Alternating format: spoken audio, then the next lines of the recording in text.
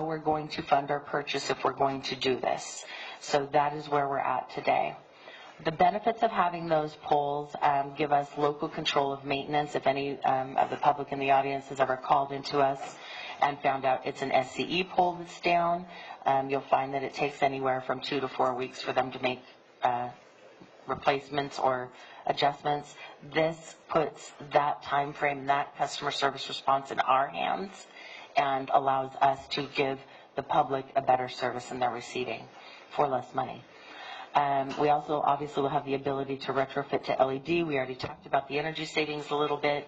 There's also a huge public safety enhancement that comes with good lighting on our streets, whether it's just people being able to drive because they see better, or whether it's truly our public safety folks who are chasing down the right color car because they're not running under yellow lights. So, with that, real quick, with that, how many of those street lights are on Florida Avenue that we would be taking control of?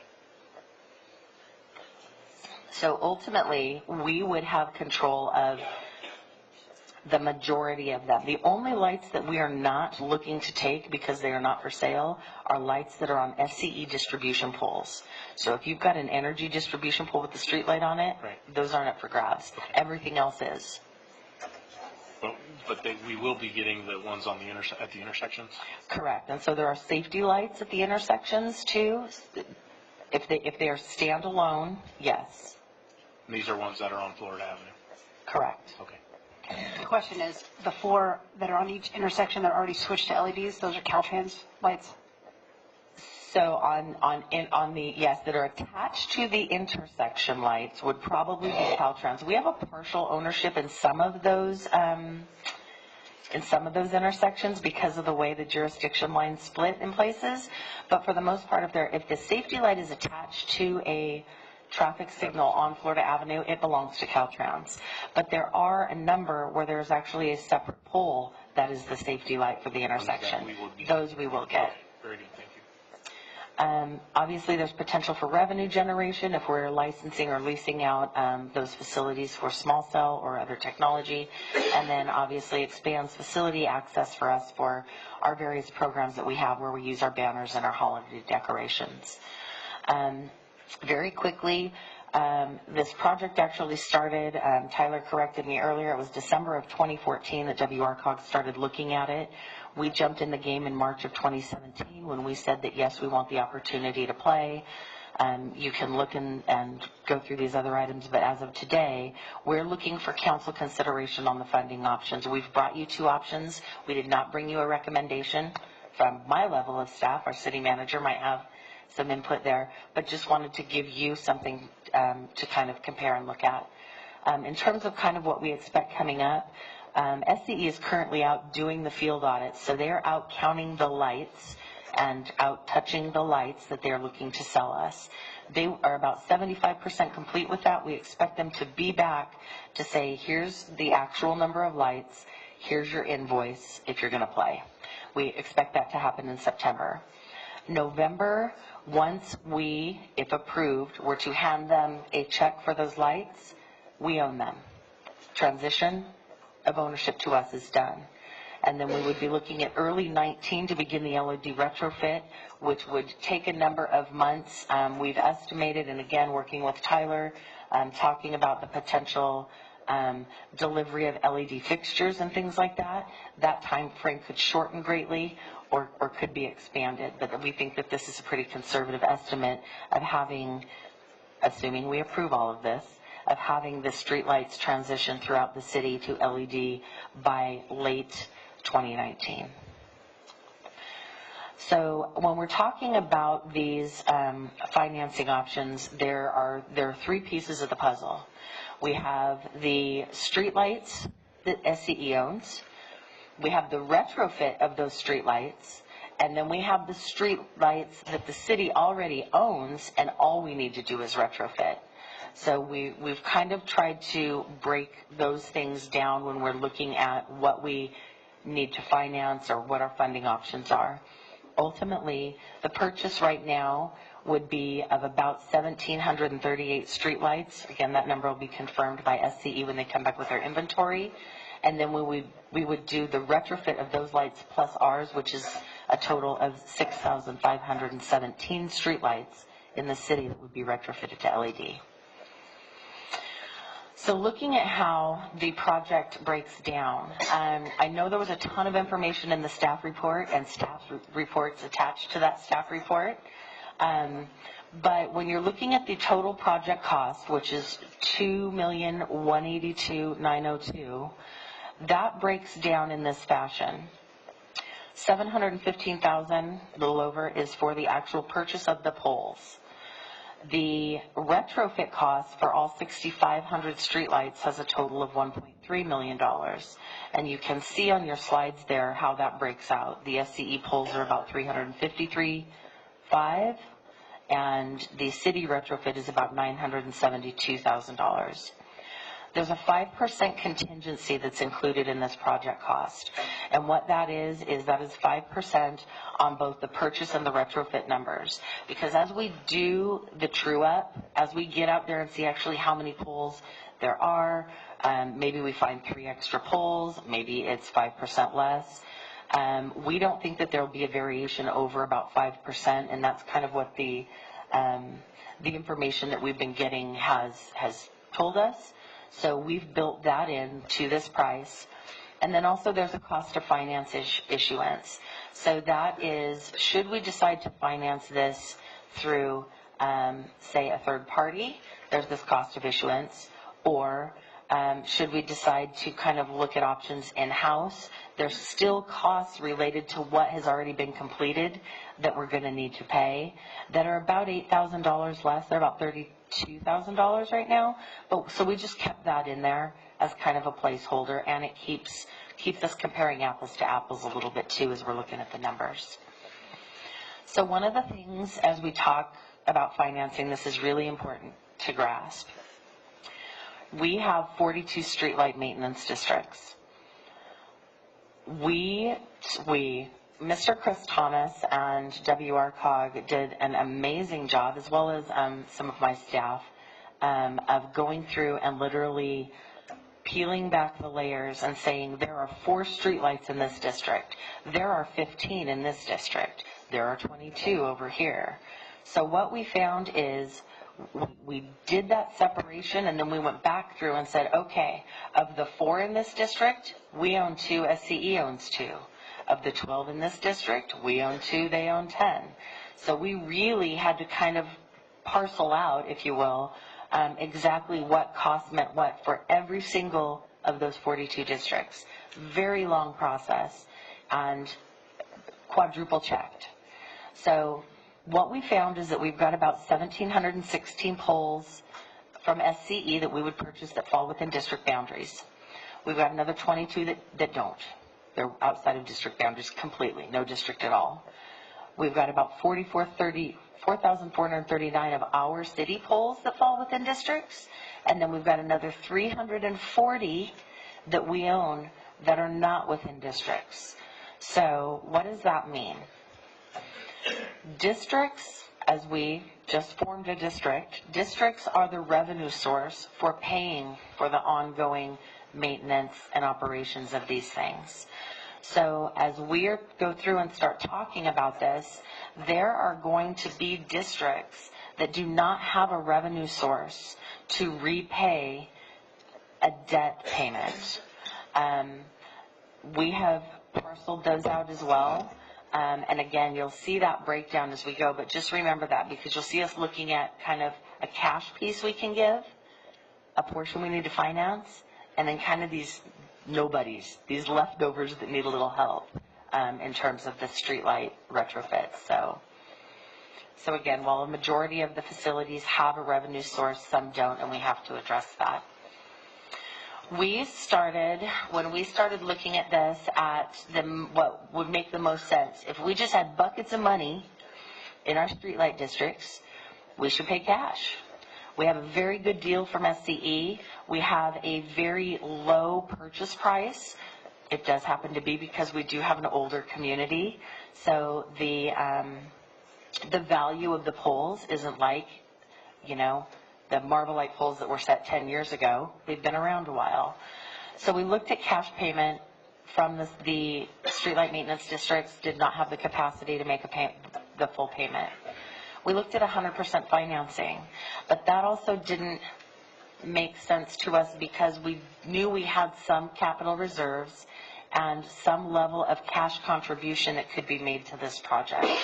So ultimately what we ended up looking at was two options. I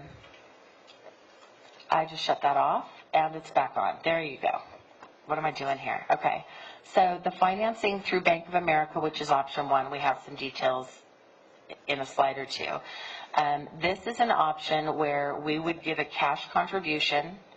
We would fund a portion of kind of the out-of-district stuff, which is about $91,000 through possibly one of our other funds, and then we would finance what was left through Bank of America.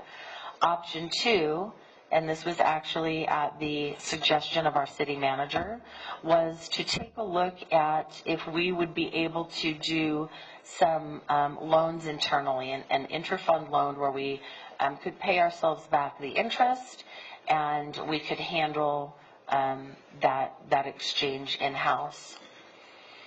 So here's the breakdown that I was just mentioning. So the finance portion that you're looking at here, $1,148,308, that is actually the cost for the SCE poles and retrofitting those poles. That is what the finance cost represents. The reason that we did it that way is if we do opt to go ahead and finance with a third party, it'll be through a lease purchase agreement, and we only wanted those poles to be the collateral on that agreement. We didn't want to open our entire streetlight system up to having to be, you know, what's the word I'm looking for? Okay, you guys know what I mean. So, the Streetlight Maintenance District cash donations, this number of $943,284, this actually comes from our assessment districts. It is available today. We have a capital reserve that we build for the purpose of replacing lamps, for the purpose of replacing poles. So we went through, again, every single one of those 42 districts to figure out which districts have the reserves to pay their share and which we're going to need some help. What we found was most of the newer districts, the post-218 districts, are healthy. The pre-218 district was the one that was a challenge because that one never has any escalators in it, but we still ran all the numbers and know that it can support any debt service from finance. And then finally, so we took a look at those poles and retrofit needs that are outside of districts, and we went to the guidelines for our current gas tax, the gas tax guidelines for the state of California. The purchases of the poles and the one-time or the replacement, the retrofit, are eligible expenditures through the gas tax fund. That fund also supports energy costs and things for things like our traffic signals. So it does play into the eligibility for the roadway maintenance. This is different from SB1. This is not SB1 money. This is our normal, we fill potholes, we stripe streets. This is our normal patch it up maintenance. This is not taking away from that large project money at all. So just want you to know that ahead of time. So again, our total project cost is about $2.18 million. The other thing that is important to note is in all these numbers that we looked at, no additional streetlight maintenance district assessments are needed. This is all based on our existing budgets that we just passed for this fiscal year. Before we get into the actual two options, very quickly, WRCOG has, through this process, also looked at establishing a regional maintenance program so that any jurisdictions that do decide to go ahead and purchase SCE's lights, SCE will no longer maintain them. So there are many cities out there, unlike us, who actually have in-house ability to do that. There are many cities who are going to need that maintenance program. We have taken a look at it and actually would staff would suggest that we go ahead and, if approved, regardless of the funding option, also join that program. The details, it's very detailed in the staff report, but just generally here, WRCOG would be providing contract administration, a call center for streetlight outages. They would handle document processing, which would include things like our CEQA, our notice of exemptions, our incentive applications for SCE, for our money back, all of those pieces of the puzzle.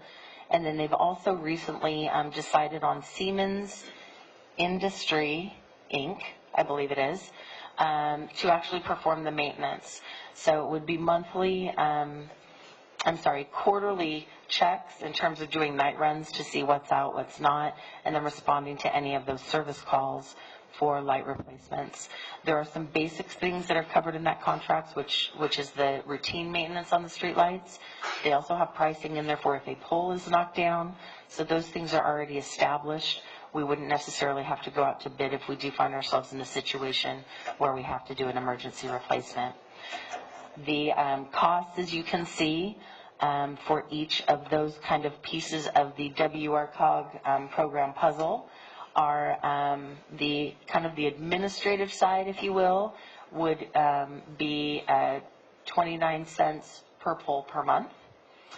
The operation and maintenance piece would be about 65 cents per pole per month. And what we were seeing from SCE before was about $8 per pole per month. The other piece that we included as we looked at the financing and as we talk about savings is having a relamp reserve fund. The LED fixtures that we are looking to retrofit with, and Tyler, you may have to correct me on this one, they have a 10-year warranty? Okay. So we put an LED fixture in today, 5 years from now it blows out, we get a brand new one. So what we would be looking at doing is in about 2025, 2026, starting to establish a relamp reserve where we're saving up because there is going to come a time where we're going to kind of have to do this mass replacement, right? That reserve piece was also included as when all of these numbers were run. So I'm just bringing it to your attention for that fact. So when I talk about relamp, that's what I'm talking about. That reserve, though, would not start until about 2025, 2026. So we are looking at two options. One is that cash contribution that we talked about, which was I believe it was the $943,000. Taking that and then having a financing agreement through Bank of America for an amount of $1,148,308. The interest rate, and it is a conservative rate, is 5.75 that was used. These are the assumptions that were kind of built into the costs. We looked at a 15-year financing term with a 1-year forbearance. So basically, once the money's in place, we would have a year before we would begin paying the debt payment. The annual operation and maintenance inflation rate was assumed at 1.9%. The admin inflation was at 3%. The annual energy cost inflation was at 4%, so that's going to be SCE's energy costs. And then the relamp reserve earnings rate was at 1.3%. We do have quite a few $1,000 in incentives that we will get from SCE for our retrofit to LED.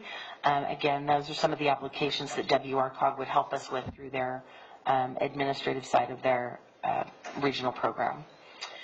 So looking at this, we would be looking, if we were to finance the $1.148 million through Bank of America, we would be looking at a total debt repayment, so principal and interest, of $1,773,540.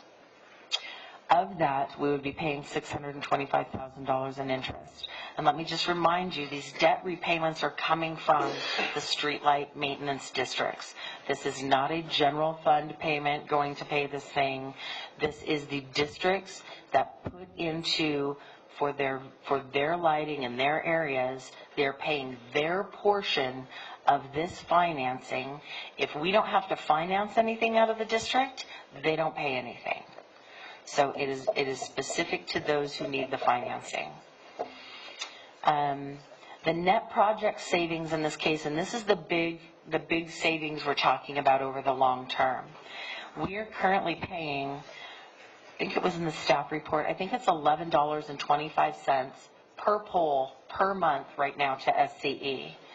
If we take possession of these poles, switch out the lights to LED, employ WRCOG to take on the work with the operations and maintenance for the most part, we're looking at paying more like $4.25 per pole per month.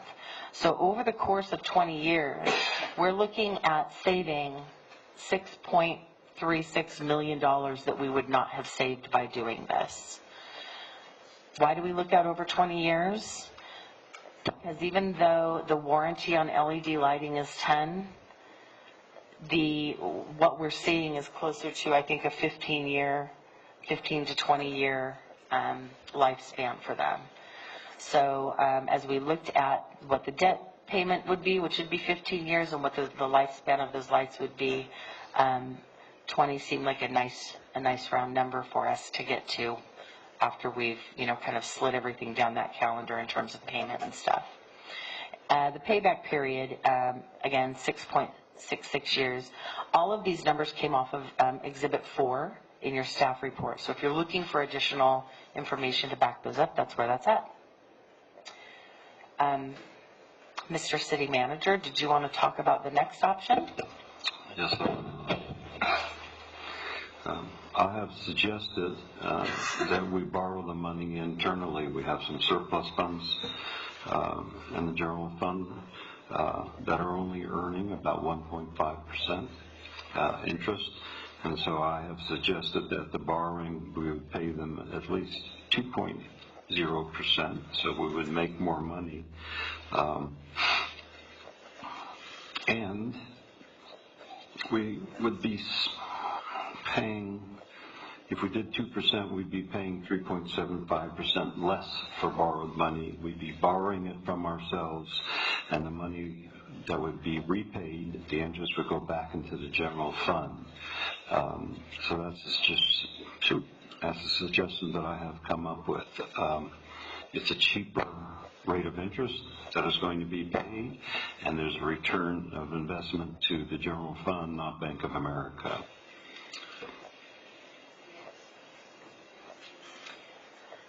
So in terms of the assumptions that are used when we ran the numbers for these cash flows, everything remained the same with the exception of the interest rate. We continued with the level payment over 15 years. We continued with the same assumptions in terms of the O&M, again, assuming that we would be joining WRCOG in terms of their regional program. We assumed that we would be doing a relamp reserve. So we wanted to be able to compare apples to apples. When you start removing things for different reasons, it's really hard to kind of explain them. So the overall project savings by borrowing from ourselves is about $450,000. Correct. So if we go to the next slide, you'll see I did a little comparison and gave you those numbers side by side. You're looking at an interest savings alone of about $428,000. The use of the general fund reserve is obviously required for that. And so I'm sure that there will be some discussion on what makes sense and what, the pleasure of council would be on this. I think the biggest thing that you need to hear from me is that we cannot miss this opportunity. So whatever your decision is in terms of the funding, your decision. But this is not going to come around again for us, and it really, I think, is an important step forward for the city in terms of our technology and just bringing us up and being able to improve the aesthetics of the city. So. Thank you. So I have some questions. Okay, I'm going to do my best, and I have a whole team too. So. I would like our WRCOG rec, because I'm going to have a question for him too. Okay. SCE is doing their count so that they can verify their inventory and what they're going to. I'm assuming that we also did our due diligence on all these street poles so that we know what we're getting. We know that the level of repair these lights are in, so one light may be worth a little more than another. So we know what we're getting into. So however many, a contingency of maybe 5%, I don't know what the number is, I'm just throwing a number out there, are lights that are going to need to be repaired within the next X number of months or years. So I'm assuming we've done that. So yes, if you remember, actually quite a few years back, we had gone through and we had done with Cartograph, we had done an above ground, all of our assets tagged and looked at. That included SCE lights. They didn't drive by and not do SCE lights. So we actually had the entire city inventory, and then SCE came in and we took that layer and laid it on top of ours to say, okay, anything that doesn't match is ours. We know this is theirs. In terms of these poles and their value, the majority of them are wood poles. They're the wood poles. They're not marble lights. So the valuation that has been established by SCE has not been a negotiable thing for any of the jurisdictions. So a wood pole is a wood pole. If it is X number of years old, it is this. And I think that we're getting our poles, you might have to help me with this one, Tyler, for $400 or less a piece. $400 to $500, yeah. $400 to $500. But my point being is that we know the value of them, and we know over what period of time that particular pole is going to need to be replaced, and we're calculating that into our cost savings. Yes and no? You may have to help me with this one. I mean, the answer is... I'll let that question... Okay. Wheels turning. And as far as our electric costs on these retrofits, when we switch them all out, did we take into consideration the savings of us just recently joining the CCA? So when that goes into effect in the near future, that's additional cost to this cost savings, or that has been calculated into this? That would be additional cost savings that was not included in this. Okay. And then my question for you is, we did recently the LED light retrofit tour. Do you have the results of the surveys that were taken from everybody that went out to give the best determination of street light? And if you have that, are those the lights that we're going to retrofit our poles with? So we have, so the purpose of the demonstration area that we hosted in the city of Hemet, which I still, to this day, every presentation that I do and talk about this demonstration area, it's still the largest one that I've seen in the state, if not the country. And so until I'm corrected, I'm going to continue saying that this is the largest demonstration area. I love it. I was glad that we were able to partner with the city of Hemet and host it here. We had a great turnout at that event. So the purpose of the demonstration area was to find the types of technologies that residents, city officials, city engineers, astronomers all liked. So there were a lot of great takeaways from the demonstration area. We weren't comparing manufacturer to manufacturer. We were just taking more in the specifications, and then we used those specifications to go back out and solicit a request for quotations to then identify the fixtures that worked for the subregion. And some of those takeaways we can definitely share. But color temperature was a big one. We're moving forward with a color temperature 2700 K. It just means it's a little bit warmer than bluer. And those were a lot of recommendations that both Palomar Observatory and the American Medical Association have. So things like that, those were a lot of our takeaways. The color, the type of light output, the pattern of the light in residential areas. So we took those best cases from the demonstration area, plugged them back into the RFQ, basically asked all the manufacturers, what do you guys have? Let's see the prices, let's see the quantity, economies of scale, etc. Does that answer your question? Yes, kind of. Okay. Do you have a specific light that was chosen most? From the demonstration area? Yeah. No. But the specifications we plugged back in and we came out with General Electric, yeah. Very good. That's all I have. Any other questions? I have some comments on this.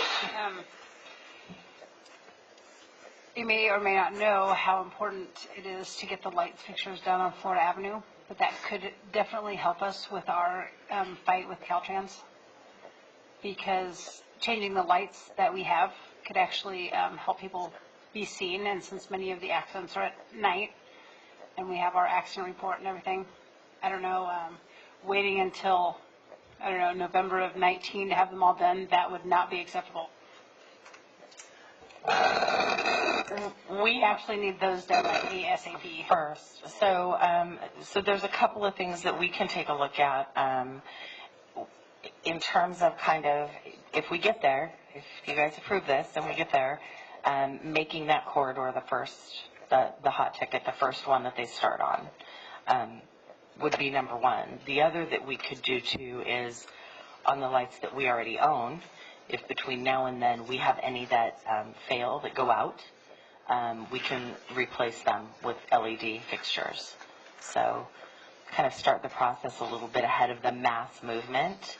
But we'll take a look at that too. I'll find out from my staff exactly how many of these that are on Florida that we own now.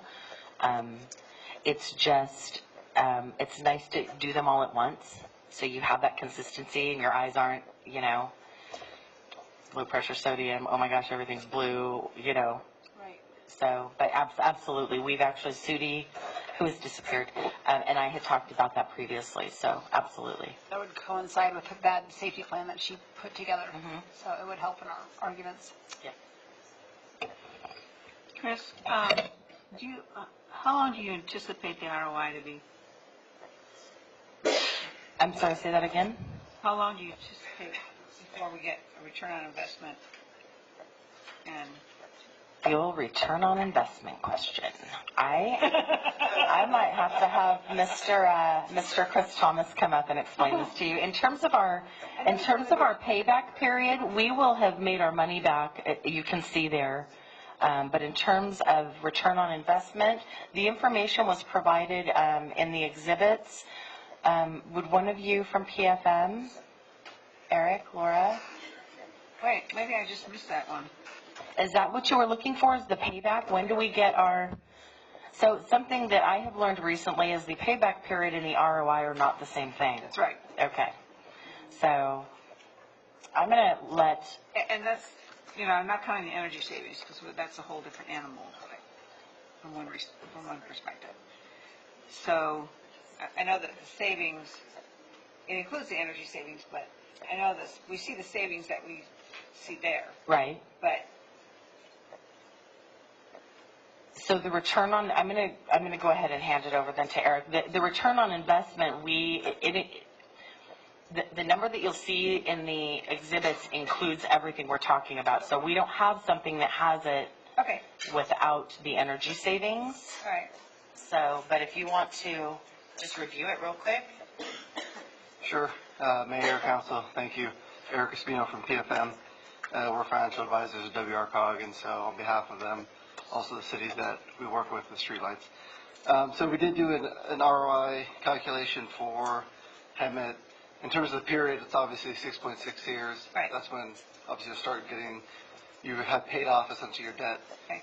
But we did a full project economics, so we didn't break it out by just one piece versus the other. So for the financing option with Bank of America, the ROI, we calculated as 8.47%.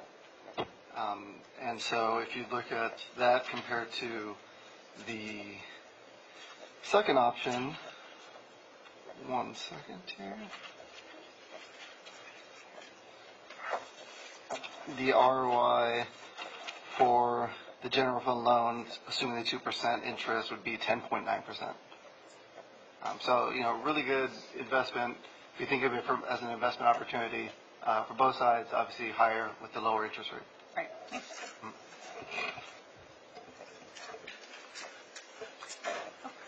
Okay, a few more questions. We've determined that most of the poles are wooden. Yes. Okay. I'm sorry, did you have more to add? Oh, no, just in Okay. case there's any question. Stretching your legs. Okay, where do I start here? Doing it internally, the lighting maintenance district reserves, explain the functions in that, because you and I'd had the conversation about poles that jump out in front of Cars, the Yeah. poles with the car magnets in they them. do. They jump out in front of cars every so often and get mowed down, and, they're always on the losing end. So explain our reserve fund and what's in there, and Sure. So when we establish a district, we go through and we establish budgets for those, and so they have the operational costs, they have the utility costs and any administrative costs. We also include an operating reserve, which is about 60%. It's a reserve that's 60% of the operating budget, that we make sure that we always have. The way that these assessment payments come in, we go about 6 to 8 months out of the year without any revenue coming in. So we always have to kind of have this little operating reserve, which is just a cash flow thing for us to be able to work out of. The other reserve that we establish is a capital reserve. And again, this is for capital projects. This is for replacements of poles that are hit when we are not able to recover the costs of that pole by the driver. It's a hit and run. They didn't have insurance. We always go after, restitution. We always go after the payment if somebody has insurance. But this fund allows us to replace those types of things. In a landscape district, it's going to do the same. It might be the pedestal. It might be a water meter. It might be a 40-year-old tree that's seen better days and it's time to put new trees in. It's for the replacement of items that are within that district. So we have those two kind of reserves. When we're talking about the cash contribution and what we're using, we are using the capital reserve portion of the streetlight district reserves. There are a few districts where that reserve maybe didn't quite cover what they needed to purchase, so we looked for other savings in the operational budget, but we maintain that 60% operating budget for all of them through all of the cash flow models that we did. So, okay. You'd mentioned that there are some areas that don't have districts. correct. Are those centrally located in the older sections of town? Is there any reason why? So as the city has annexed from the county, districts have not been established in all of the areas that we've taken on. So a lot of the non-district areas, I think you're going to find, are probably more on the eastern portion of town or northern portion of town. Just for your comfort level, as new developments come in, as we establish these districts, they're required to deed their poles to us. So there won't be a situation where SCE owns a pole in the future that we're going to then have to buy from them. Okay. So, Very good. Okay, a couple others, and is Lorena here? Oh, she is there. she is here, and I apologize because she is actually a huge part of our team as well that has been combing through this. Sorry, Lorena, I realized I forgot to mention you earlier. Come on up. So I have questions on the gas tax. Approximately how much money do we receive each year from this gas tax? About 1.8 million is what we're at now. Okay. And we are looking to use 190? 91,000. 91,000.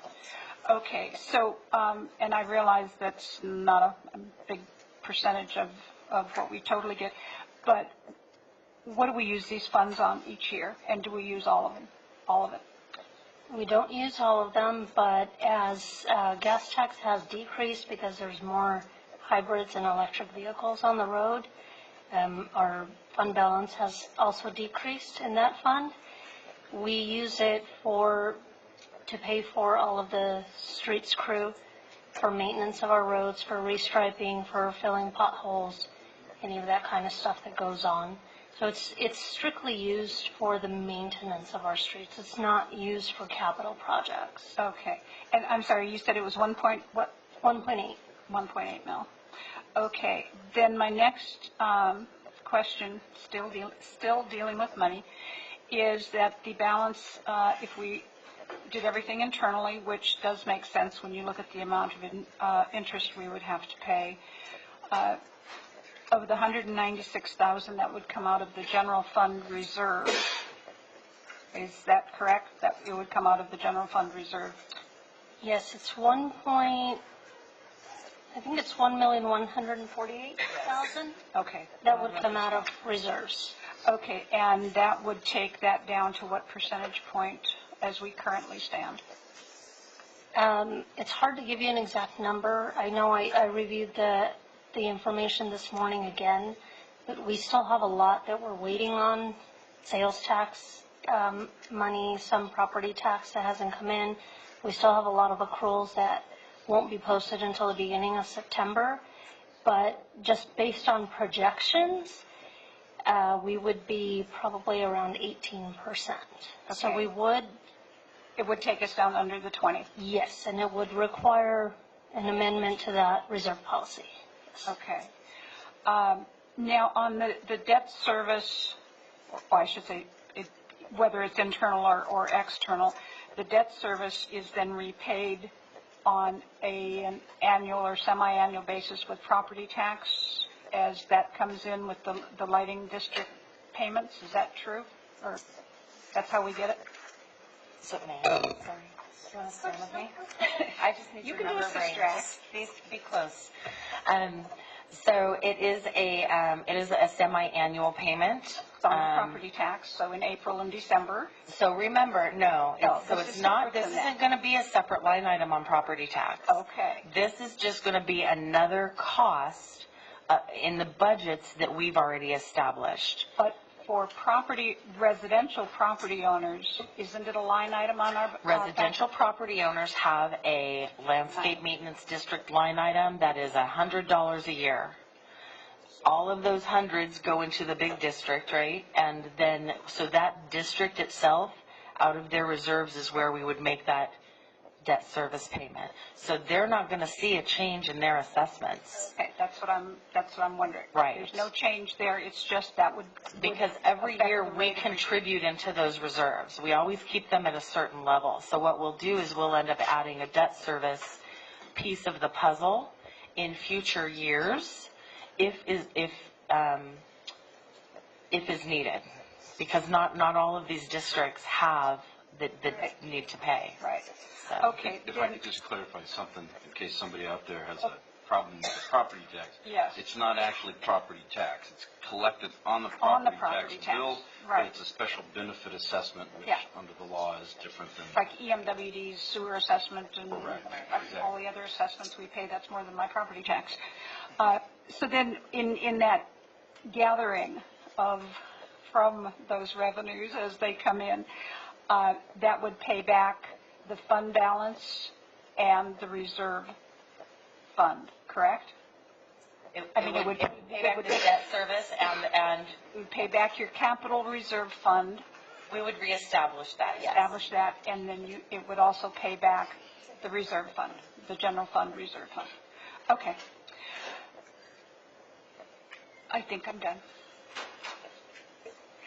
Thank you. First of all, thank you for a very easily understood walkthrough of a very complex situation. Oh, thank you. I think the team backing you up, but your presentation was very straightforward and very logical and easy to follow along. So thank you for that. My first question, I think, is for the city attorney, and this may be an abstract question, but because we're dealing with a project that encompasses the entire city. And so I guess my question is there any potential conflict of interest for investing in a project like this? Because somewhere along the line, it's going to be in very close proximity to our residences, whether it's a homeowners association or not. Is there any reason that we would need to be concerned about conflict of interest in voting to go forward with this? It's a good question. The answer is no, because under the law, there's an exception when you take an action that affects the public in the same manner as you're affected. And so in this case, the majority, great majority of residents in the city are within one of these street light maintenance districts, and any impact on you would be the same as anybody else that's located in one of these districts. I did see on the presentation that not all of the poles are included within streetlight maintenance districts. Correct. Those portions would be covered by the general fund anyway. Those portions, in terms of their utilities now, are under the new arrangement. under the new arrangement would actually, the utility portion after the purchase and retrofit would fall into gas tax.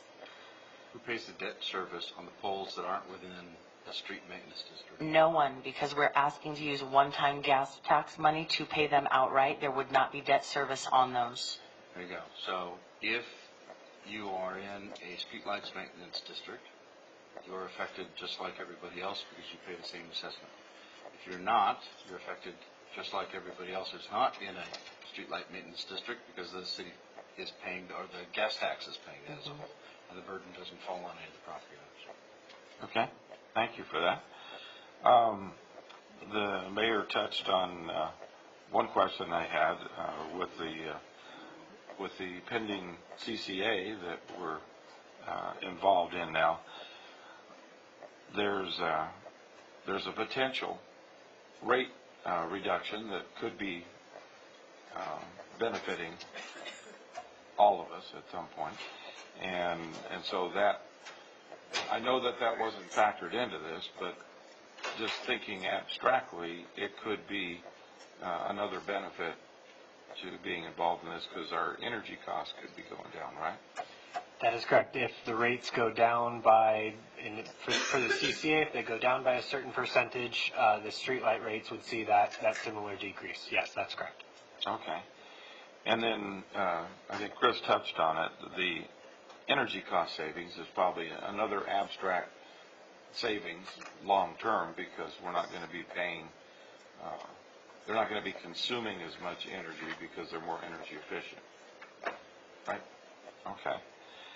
On the funding, not to further complicate a complex situation, but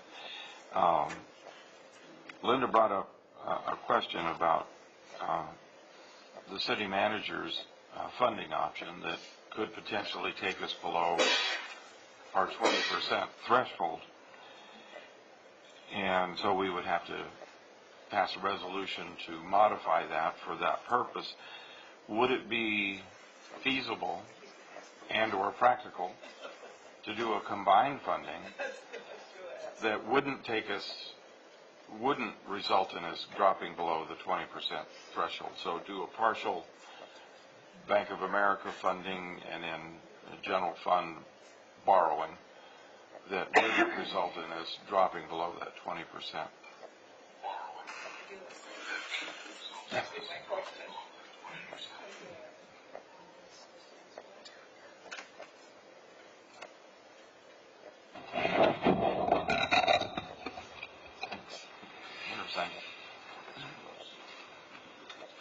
The last we saw when we put the budget together, correct me if I'm wrong, was about 8.3 million in the reserves, if I remember correctly.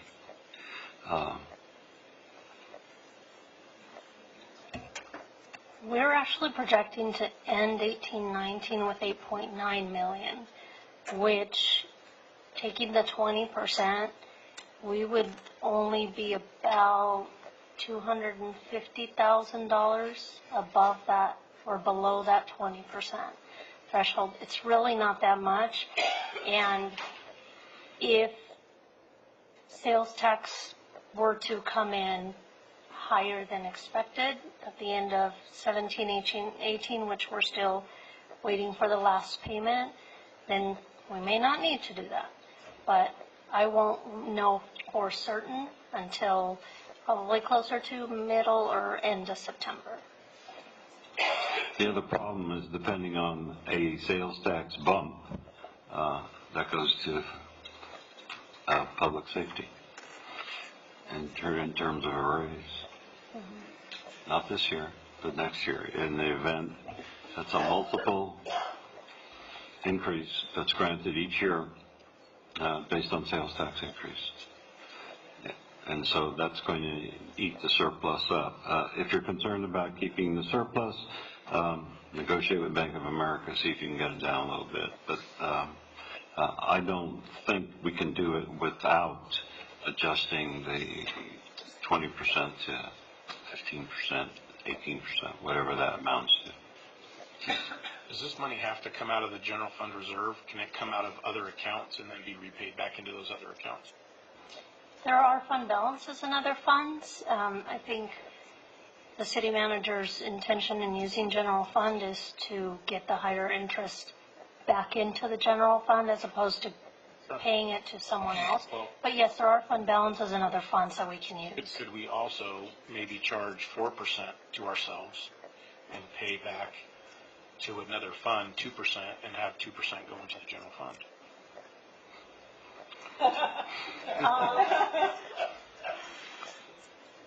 I don't know how legal that is. I have to look at some Do of we my... have to be creative? I mean, I think we'd have to be creative. I think you simply, where the money's coming from, whatever that percentage is, then that interest would go back to that specific. So if you took out 50% from Measure U and 50% from general fund, then you would split up the interest to those two funds. well, I say that because I think we have a few investments that we're earning less than 2%.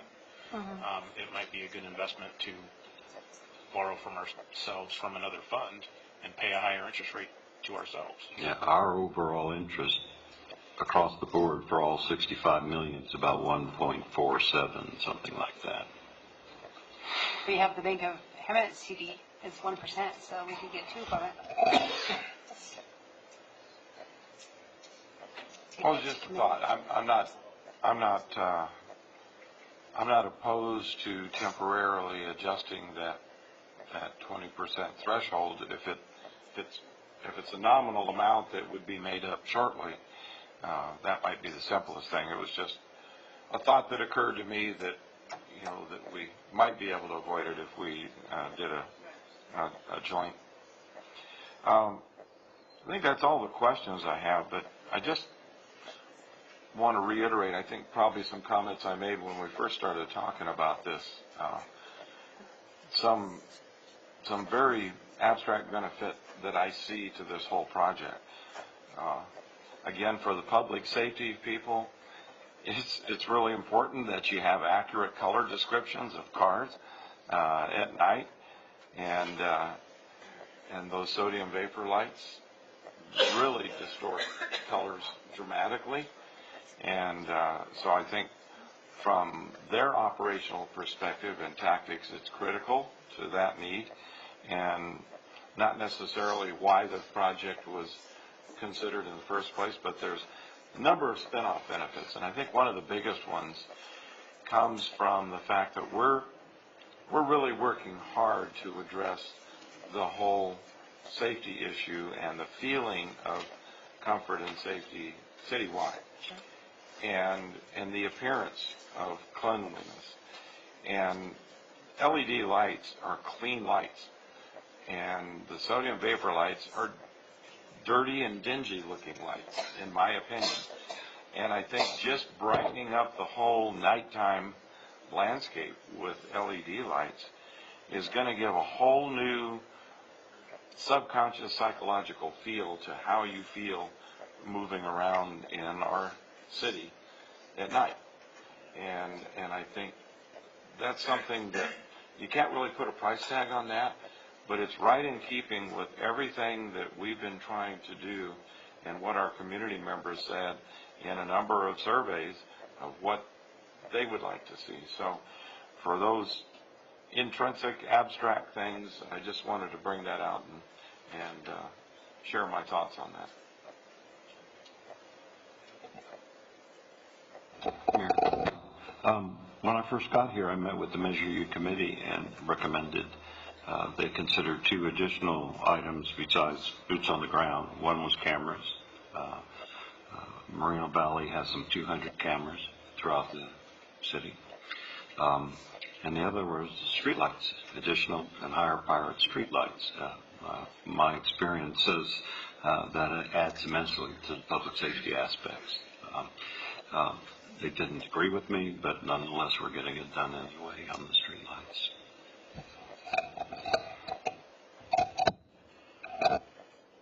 Bonnie, did you have another question? Russ brought it up. Right. Are there any other questions of staff? All right, staff is looking for a recommendation. There's two options. And if I may, Mayor, there's actually, in the staff report, there's kind of a starting recommendation, which is actually approving the total project cost of 2.1, where did it go? 902. That's the one. So we kind of start with looking for that approval, and then from there, split out to which option would the council like to see. Right, I'll move to approve the purchase of these lights. I'll second. Okay. Please vote. Yes, sir. Without a funding option. Without a funding option, we'll go over funding option next. I think she wants 2 different motions. Okay, please vote. This is for approving the LED retrofit project. Thank you, council. Okay, so that passes. Up next, 2 funding options. One being to finance with Bank of America, and option 2 to be able to self-fund it. Self-finance.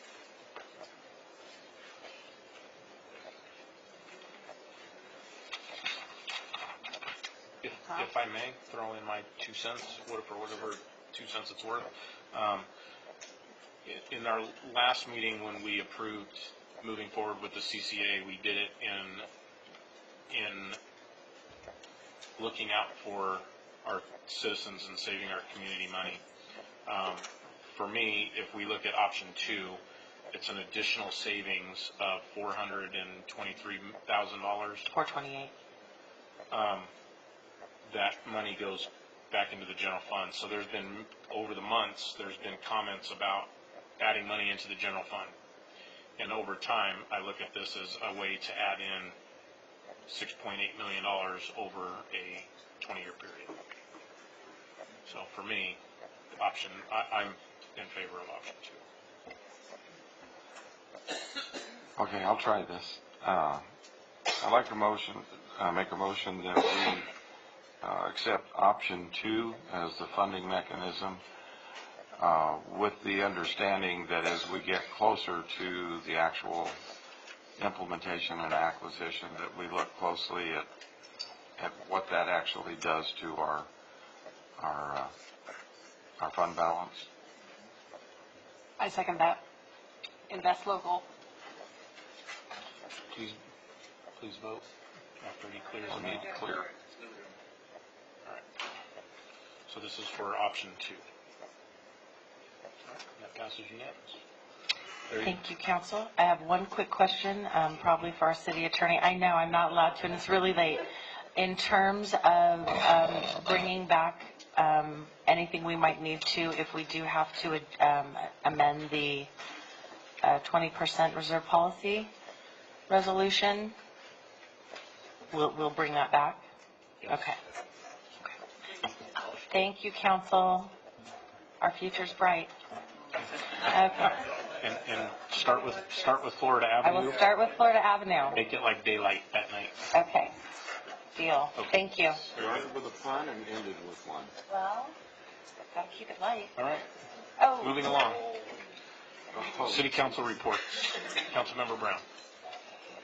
Oh, yes. Well, in the interest of time, I know that we still have a lot to do, but I had the occasion to do something brand new for me. It was attend the inaugural meeting of the Western Community Energy Board of Directors. I'm Bonnie's alternate, but Bonnie had a conflict and wasn't able to attend, so this was the